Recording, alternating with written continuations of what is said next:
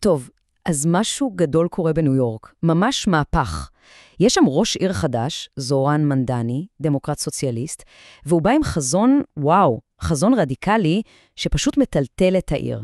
מצד אחד יש המון תקווה, ומצד שני המון התנגדות. אז כאן אנחנו הולכים לצלול עמוק לתוך הניסוי הענק הזה, ולנסות להבין יחד. האם זו באמת מהפכה שתציל את התפוח הגדול, או שזה דווקא מתכון בטוח לאסון כלכלי? עוד לפני שהוא בכלל נבחר, ממדני לא ממש ניסה להסתיר את האידיאולוגיה שלו. הציטוט הזה, כן, על תפיסת אמצעי הייצור, הוא לא סתם איזו סיסמה. זו התמצית של המרקסיזם. וזה בעצם מכין את הקרקע למה שהולך להיות קרב אידיאולוגי אמיתי על הנשמה של ניו יורק. צריך להבין, ממדני הוא לא עוד פוליטיקאי, הוא תופעה. הוא זכה ביותר קולות בפריימריז מכל מועמד אחר בהיסטוריה של העיר. והסיבה? די פשוטה. הוא נגע בנקודה הכי כואבת של הניו יורקרים, יוקר המחיה. המנדט המטורף הזה שקיבל, זה הכוח שמניע את כל המדיניות הרדיקלית שלו. אז איך בדיוק הוא מתכנן לעשות את זה? בואו נתחיל עם שתי הצעות ממש מרכזיות, כאלה שנוגעות ישירות בכיס של כל ניו יורקי. השאלה היא, האם הן גאוניות, או אולי מסוכנות?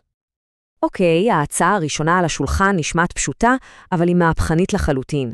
להקים רשת שלמה של חנויות מכולת שיהיו בבעלות העיר, ויפעילו בלי שום מטרת רווח. הרעיון הוא בעצם לחתוך את המתווכים, לחתוך את שורת הרווח, ולהעביר את כל החיסכון הזה ישר אלינו, לצרכנים. ופה, בדיוק פה, אנחנו מגיעים להתנגשות חזיתית בין שתי תפיסות עולם.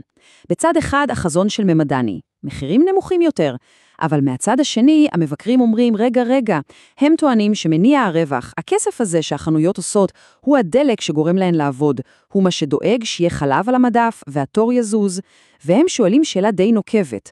האם מישהו באמת רוצה שהסופרמרקט השכונתי שלו יתנהל ובכן, כמו משרד הרישוי? ההצעה הגדולה השנייה היא אפילו עוד יותר דרמטית. הקפאה מוחלטת של שכר הדירה. ולא סתם, אלא עבור 2 מיליון ניו יורקרים שגרים בדירות שנמצאות בפיקוח. וכאן אנחנו רואים את לב הקונפליקט. מצד אחד, הרצון הברור לתת הקלה מיידית, כאן ועכשיו, ל2 מיליון דיירים. מצד שני, יש את הטענה של היזמים והכלכלנים, שאומרת שצעד כזה פשוט יבריח משקיעים, יעצור בנייה חדשה, ובטווח הארוך רק יחמיר את משבר הדיור. אבל רגע, הסיפור לא כל כך שחור לבן. באופן די מפתיע, עם הזמן העמדה של ממדני קצת התעדנה. הוא הודע שהקפאת שכר דירה היא לא איזה פתרון קסם, ושחלק ענק מהבעיה, כ-30% משכר הדירה, הם בכלל מיסי עירייה גבוהים שמוטלים על בעלי הדירות. ההבטחה שלו לרפורמה מראה שהמציאות, כמו תמיד, הרבה יותר מורכבת. כל התוכניות הגדולות האלה כמובן עולות המון כסף, המון. אז מאיפה יגיע מימון? התשובה של ממדני מאוד ברורה, מהעשירים, הכי עשירים. הציטוט הזה הוא, איך לומר, לא פחות ממדהים. זו לא רק הצהרה על מיסים, זו הצהרה אידיאולוגית עמוקה. מבחינת ממדני, הבעיה היא לא רק איך לחלק את העוגה, אלא עצם הקיום של עושר קיצוני ברמה כזאת.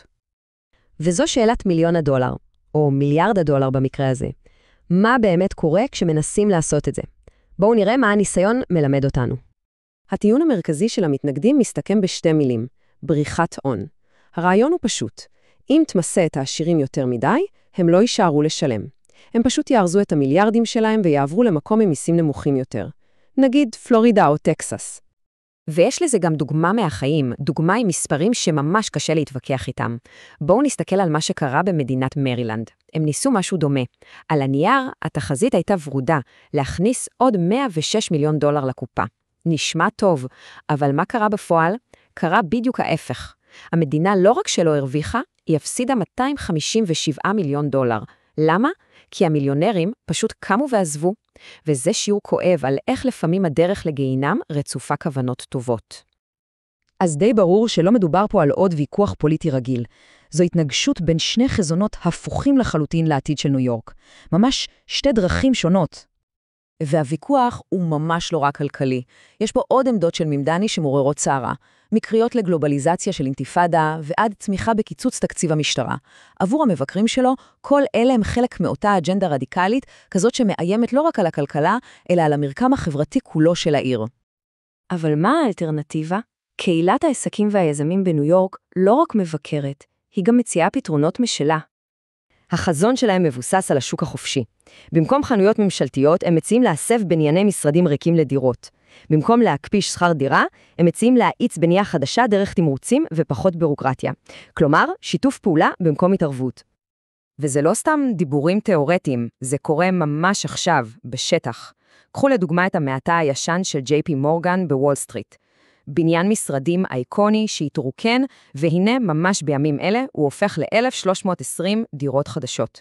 זו דוגמה מושלמת לאיך שיתוף פעולה בין המגזר הפרטי לעירייה יכול לייצר פתרונות דיור אמיתיים. אז ניו יורק עומדת בצומת דרכים מכריע. האם היא תהפוך למעבדה של אוטופיה שוויונית, כזאת שכולם חולמים עליה, או שהניסוי הזה יוביל אותה לסחרור כלכלי מסוכן? התשובה עדיין לא נכתבה. אבל דבר אחד בטוח, לא רק ניו יורק, אלא ערים רבות בכל העולם צופות בדריכות כדי לראות מה יקרה.